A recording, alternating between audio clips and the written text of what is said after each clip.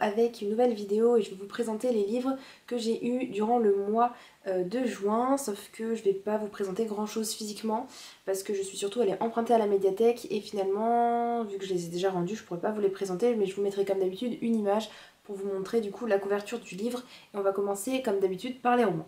J'aimerais juste vous dire une petite chose avant de commencer, tous les livres que j'ai là seront présentés dans mon bilan du mois de juin parce que je les aurai tous lus, enfin je les ai tous lus, je les aurai tous lus, bref. Donc il me reste juste 2 de la médiathèque là que j'ai pas lus mais que je vous mettrai quand même dans mon bilan du mois de juin parce que juin n'est pas encore terminé. Le premier livre donc que j'ai emprunté c'est Le Complexe du Papillon de Alice Hurtier aux éditions Casterman.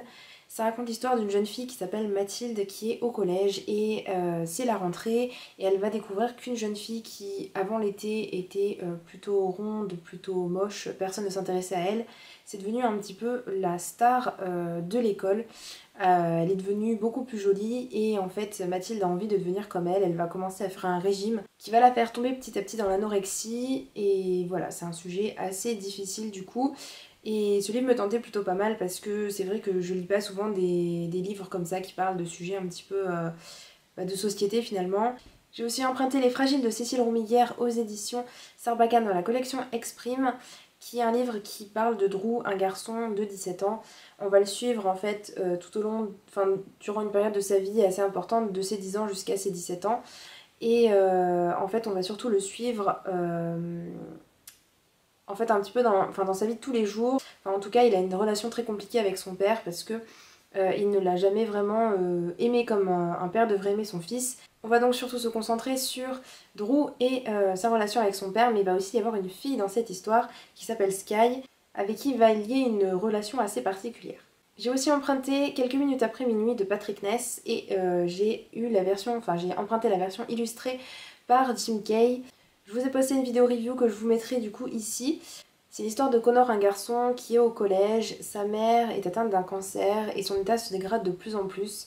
Connor c'est un garçon assez courageux et assez fort, donc il porte un petit peu le poids de cette maladie avec sa mère et il l'aide dans toutes les tâches ménagères et tout ça. Le problème c'est qu'il fait un cauchemar assez récurrent et il n'arrive pas à s'en défaire. Et en fait, il y a un monstre qui va venir le voir la nuit, qui va lui parler et qui va en fait l'aider à s'en sortir et à se débarrasser de ce cauchemar. Je vous conseille vraiment ce livre parce qu'il est super. Il y a eu une réédition suite à la sortie du film. Du coup, le film qui était sorti au début de l'année, je l'ai pas vu d'ailleurs et j'aimerais bien le voir parce que j'ai vraiment adoré ce livre et pour voir comment il a été adapté. Là où tombent les anges de Charlotte Bousquet, c'est un livre donc édité chez Gulfstream et dans la collection Électrogène. C'est un livre qui parle de la Seconde Guerre mondiale et plus particulièrement de la condition de la femme en fait durant cette période-là, donc un petit peu avant la guerre et pendant la guerre. On suit plusieurs personnages féminins, mais on suit principalement Solange qui est une jeune fille qui vient de la campagne, elle a subi des violences de son père et avant d'être tuée, elle se dit il faut que je m'enfuis sinon je vais pas tenir le coup. Donc elle s'enfuit et elle va à Paris rejoindre une amie d'enfance qui s'appelle Lily. Lily c'est une fille vraiment extravertie qui va de soirée en soirée, donc elle va emmener Solange avec elle. On va rencontrer d'autres personnages féminins. C'est essentiellement des personnages féminins en fait qui sont donc des héroïnes assez fortes dans ce roman. Et donc on va se concentrer sur ce que ces jeunes filles, ces jeunes femmes deviennent, comment elles vont vivre lorsque les soldats vont au front, lorsque leurs maris vont au front. Et pour le coup, il y a un aspect historique très intéressant. La Malédiction Grimm de Polly Schulman aux éditions Bayard. C'est un livre au départ que je pensais être un tome unique et finalement il s'avère que c'est une trilogie. Et quand je l'ai emprunté, du coup, je ne savais pas du tout. On suit une jeune fille qui s'appelle Elisabeth qui va au lycée. Un de ses professeurs va lui proposer d'aller dans une bibliothèque pour aller postuler pour un emploi de bibliothécaire.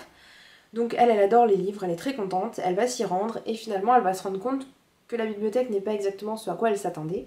C'est-à-dire déjà qu'il n'y a pas de livres, c'est pas des livres mais ce sont des objets de la vie de tous les jours. Ça peut être des tasses, ça peut être des paniers, n'importe quoi.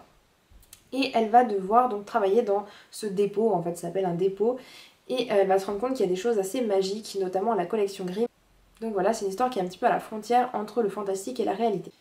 J'ai aussi emprunté 100 000 canards par un doux soir d'orage de Thomas Carrera aux éditions Sarbacane dans la collection Exprime. C'est un livre qui ne m'attirait pas du tout, mais je l'ai vu sur certaines chaînes et je me suis dit que, d'après ce que disaient ces gens-là, ils avaient trouvé que c'était un roman qui valait le détour. Franchement, la couverture ne me tentait pas plus que ça fait un petit peu été, tout ça, bon voilà, donc c'est un petit peu la période. Finalement, ce n'est pas du tout ça. Comme on le voit sur la couverture, l'image et le titre, bien entendu, ça va parler de canards, mais pas de gentils petits canards jaunes, tout ça.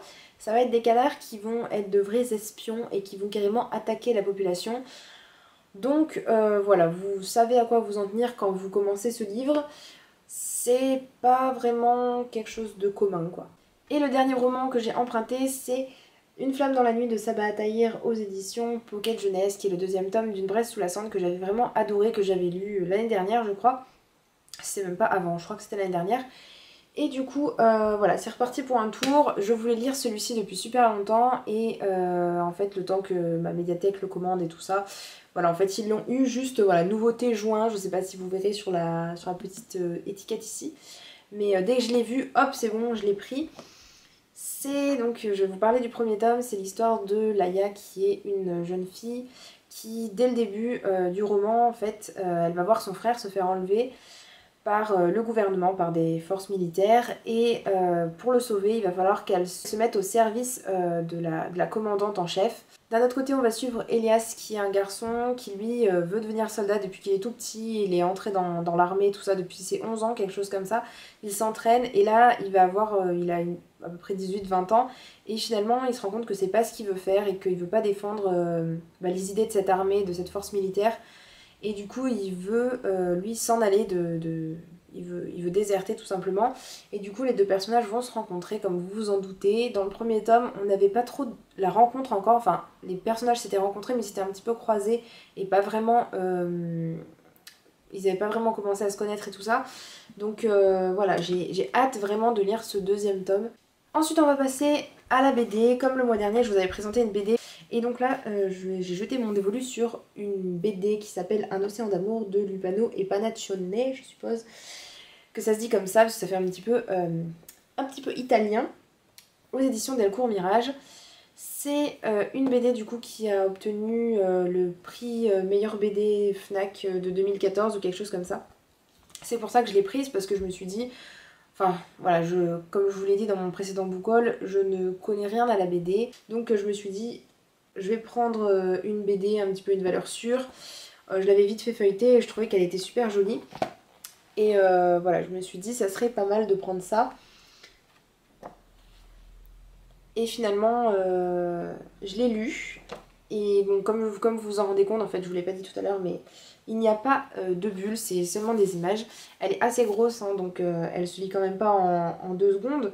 Mais voilà, le fait qu'il n'y ait pas du tout de bulles, du coup, on lit quand même assez rapidement. Ça raconte l'histoire d'un petit couple de personnes âgées qui donc commence la journée comme tous les jours, c'est-à-dire que le vieil homme lui part à la pêche et sa femme lui fait à manger avant qu'il parte et tout ça. Donc il part à la pêche comme tous les jours, sauf qu'il va lui arriver une mésaventure pas possible, ça va aller de mal en pis. On va passer maintenant au manga du coup. Je voulais attendre de recevoir les mangas qui sortaient durant le mois de juin.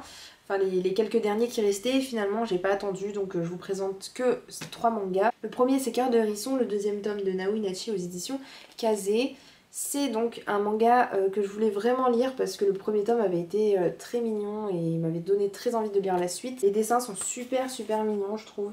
J'aime beaucoup les personnages, c'est sûr que c'est pas le shoujo du siècle, mais moi ça me fait passer un super moment. J'ai aussi le 12e tome et avant-dernier tome de Mon Histoire de Haruko et Kazune Kawahara aux éditions Kana. Il y a d'ailleurs une nouvelle série qui va sortir en août de Kazune Kawahara si je me trompe pas, qui s'appelle So Charming, toujours chez Kana. Je sais pas si So Charming du coup je la lirai ou pas, je pense que je commencerai la série ou enfin j'achèterai peut-être le premier tome ou je le lirai vite fait sur internet ou je ne sais où pour voir si ça m'intéresse. Parce que sachant que c'est Kazune Kawahara qui a fait le scénario, ça veut dire que c'est un petit peu le même style, ça sera peut-être pas pour moi donc on verra bien. J'ai aussi le dernier tome de Daytime Shooting Star qui est le 13, c'est donc un bonus comme vous voyez ici.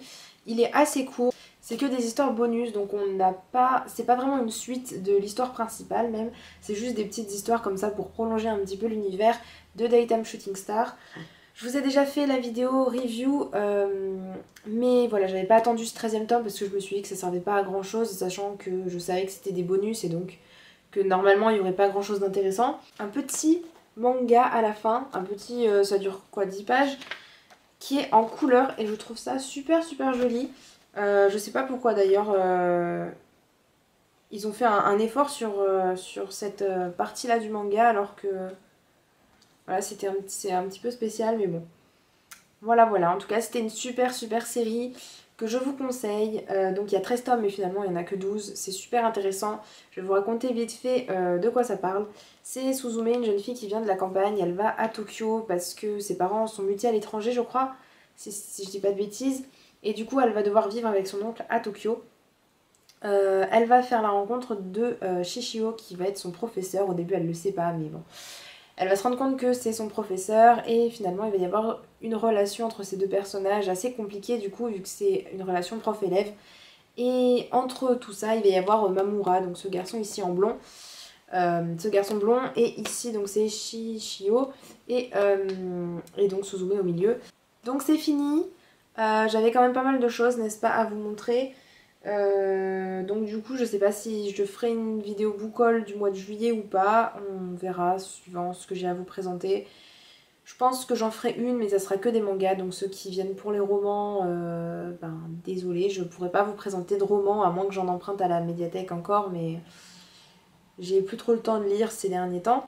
Voilà, j'en ai fini avec mon book haul. Si vous avez lu un de ces livres, n'hésitez pas à me dire en commentaire ce que vous en avez pensé et je vous dis à bientôt dans une prochaine vidéo. Ciao ciao!